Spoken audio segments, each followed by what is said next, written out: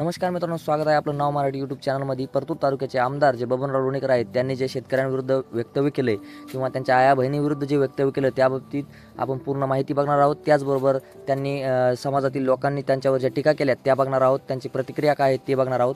तर सुरुवात करू आपण रविराज साबळे यांच्यापासून, ते काय म्हणलेत बघूयात।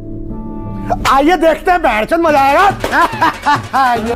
त्याच्या माईचा पगार बबनराव लोणीकरनं केला, त्याच्या बापाचं पेन्शन बबनराव लोणीकरनं केलं। नरेंद्र मोदीजींनी 6,000 रुपये त्या बापाला पेरणीला दिले। तुझ्या माईच्या, तुझ्या बहिणीच्या, तुझ्या लाडक्या बहिणीचे पैसे आले, तुझ्या अंगावरचे कपडे। याच्या तोंडावर त्या सभेमध्ये बसलेल्या एखाद्या शेतकरी पुत्राने भिर्र दिशेने चप्पल का भिरकावली नाही, हा मला आता पडलेला प्रश्न आहे। माझी माननीय मुख्यमंत्री देवेंद्र फडणवीस साहेबांना विनंती आहे, तुमच्या पक्षामध्ये जे हे मोठे मोठे नेते आहेत ना, यांना सगळ्यात आधी आवरा। शेतकऱ्यांवरती बोलत असताना, कष्टकऱ्यांवरती बोलत असताना, आया बहिणींवरती बोलत असताना यांची जीभ का घसरते, यांना स्वतः मगरुरी कुठून येते? अरे तू जनतेने निवडून दिलेला आमदार आहे, भाडखाऊ लोकप्रतिनिधी आहे तू, आणि तुझा फक्त तिथं देण्यासाठीच बसलेला, तिथं अधिकार फक्त तुझा बघण्यासाठी आहे। जनतेचे प्रश्न, जनतेची अडचणी, जनतेच्या प्रॉब्लेमला सॉल्व्ह करण्यासाठी तुला निवडून दिले। तू जनतेचा नोकर आहे, तू मालक नाहीये जनतेचा। आणि तू काय दिलंय तू? या भारत देशाची जी तिजोरी आहे ती सामान्य जनतेची आहे, तुझ्या बापाच्या घरची नाहीये, जे तुला वाटतं की तू दिलंय। अहो, लाजा वाटत नाही त्या लोकांना, आणि मुळातच यांची चूक नाहीये, चूक आपली आहे, आपल्या सामान्य जनतेची चूक आहे। याच्या समोर बसून सभा ऐकणाऱ्यामध्ये एकही शेतकरी पुत्र नव्हता का? एकही स्वाभिमानी पोरगा नव्हता का? असायलाच पाहिजे होता, पण नाहीये। हे शंड झालेत, आपल्या रक्तामध्ये पाणी मिसळलंय, आणि म्हणून आपण लोक शंड झालोत, आणि आपल्याला काहीही बोललं तरी फरक पडत नाही, कारण की आपण यांचे गुलाम झालोत। 1500 रुपयासाठी गुलाम झालोत, 3000 रुपयासाठी गुलाम झालोत, 6000 रुपयासाठी गुलाम झालोत, आणि ही वस्तुस्थिती आहे। माझं बोलणं तुम्हाला बिलकुल पटणार नाही, पण हीच वस्तुस्थिती आहे। हा भारत देश भविष्यामध्ये गुलामांचा देश म्हणून ओळखला जाईल। चलो भाई, देखो अब मैं क्या करता हूं।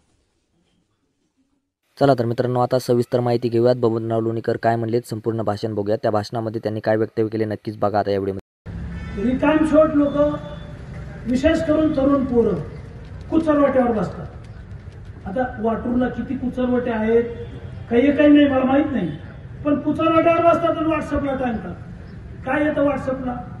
काय लफडे आहे? व्हॉट्सअप आहे, फेसबुक आहे, इंटरनेट आहे, इंस्टाग्राम आहे, एवढा धुमाकूळ आहे। तुम्ही इतकंही काही टाकलं पोलिसात की सगळ्या टीव्हीवर येतं, चांगली बातमी येत नाही।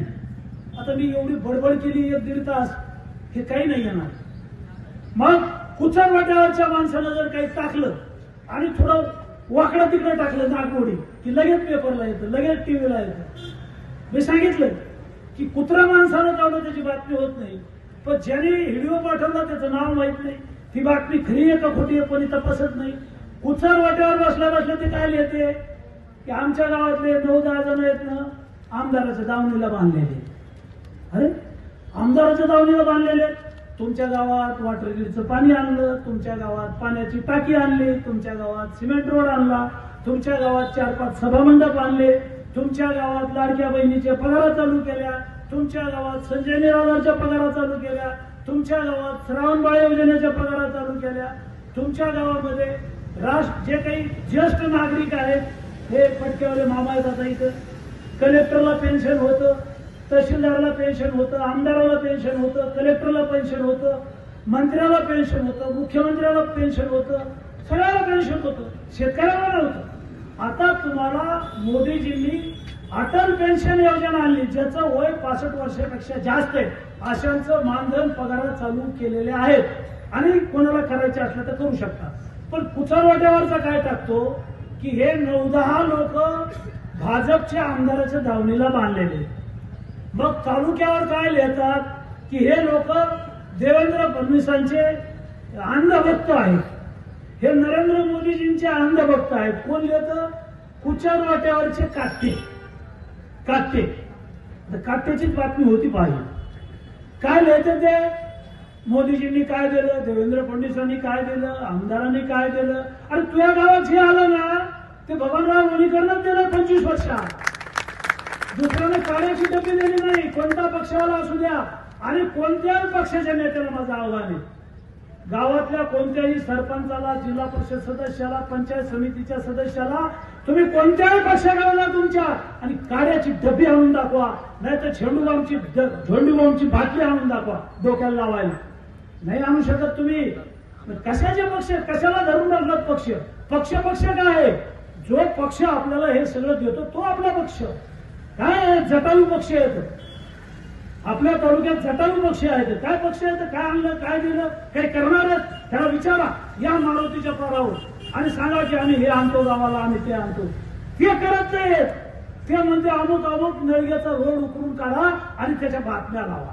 अमुक मनोहर खलपरेचा रोड उकरून काढा. आमचा काही संबंध नाही. ते कोणी माझे नातेवाईक नाही. गुत्तेदारासारखं काम करा, नीट काम करा. नीट काम नाही केलं तर मी नेहमी सांगतो की तुला काळ्या यादीत टाकी, तुझं बिल काढणार नाही. लावले मी आता त्या चौकशी नळग्याच्या कामाची. ऐकत नाही येत. मी म्हणजे एवढे कटाव नको लावू बाबा, या पोरांना सांभाळ. एवढ्या मोठ्या गाड्या आहेत, काळ्या मोठमोठ्याल्या 50-50 लाखाच्या डोळ्यात चालतात लोकांच्या. लोकांचं खोटं काय? हे आल्या कुठून? आणि म्हणून मला आपल्याला सांगायचं की कुचरवाट्यावरची चर्चा जी असते ना, तर ही चर्चा ऐकूच नका, ते पाहू नका आणि आपलं डोकं खराब करून घेऊ नका.